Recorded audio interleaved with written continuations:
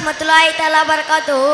நான் பேச எடுத்துக்கொண்ட தலைப்பு பிலால் ரபி ரலியல்லாஹு அன்ஹு அவர்கள் இஸ்லாத்தை ஏற்ற நிகழ்துன்பங்கள். ஹஜ்ரத் பிலால் ரபி ரலியல்லாஹு அன்ஹு பிரபலமான சஹாபியாக இருந்து வந்தார்கள். மதீனாவில் நிரந்தர முஅத்தினாக இருந்தார்கள். ஆரம்பத்தில் ஒரு காபிரிடம் அடிமையாக இருந்தார்கள். இஸ்லாத்தை ஏற்ற காலத்தினால் பலவிதமான துன்பங்கள் இழந்தார்கள்.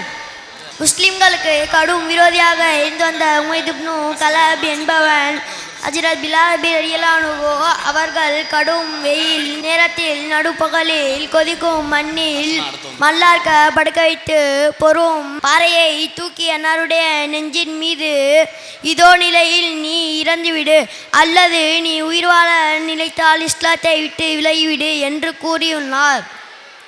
ஆனால் ஹஜ்ரத் பிலால் ரபி ரலியல்லாஹு அன்ஹு அந்த நிலையிலும் அஹத் வணக்கத்துக்குரியவன் ஒருவன் என்று கூறியுள்ளார்.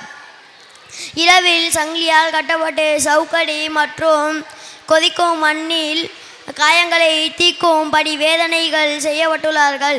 வேதனைகள் தாங்க முடியாமல் இஸ்லாத்தை விட்டு விலகி விட வேண்டும் அல்லது துடிதுடிக்க இறக்க வேண்டும் என்பது அவனது நோக்கமாகும்.